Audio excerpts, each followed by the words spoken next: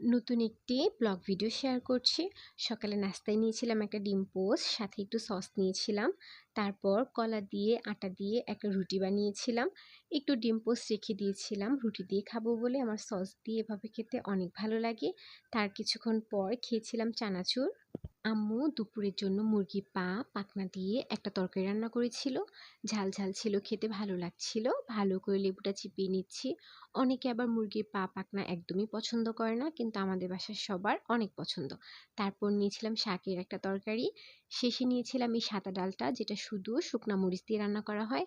বাচ্চারাও খেতে পারবে, কম ঝাল। এই ডালটা খেতে অনেক বেশি ভালো লাগে।